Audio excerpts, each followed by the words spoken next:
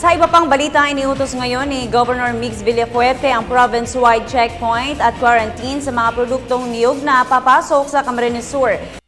Masok po ang pagkalat naman ng peste sa niyog sa nasabing lugar. Ang buong detalye, kunin naman natin sa aming kasamang si Grace Refamasimando ng Radyo ng Bayan Naga. Grace, marahay na hapon.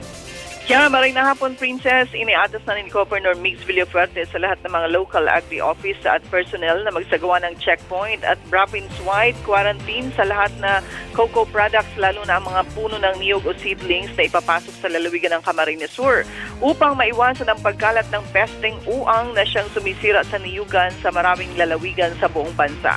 Nakipagpulong si Governor Mix sa mga tauhan ng PCA, Philippine Coconut Authority at iba pang mga stakeholders sa cocoa industry upang aksyonan ng matagal ng hiling ng mga magniniyog na pakinggan ang kanilang hinaing upang maprotektahan naman ang kanilang kabuhayan. Sa Camarines Sur pa lang ay aabot sa mahigit 600,000 ektarya ng niyugan ang pinagkukunan ng kabuhayan ng mahigit sa 1,000,000 mga magniniyog ng nalawigan. Matatanda ang 2009 pa ay nililigalig ng pesteng uang at iba pang mga peste sa niyog ang industriya, bagay na nakapagpapahina ng kita ng mga magtatanim ng niyog. Radyo ng Bayan Naga, Grace Refamasimando para sa Telebisyon ng Bayan.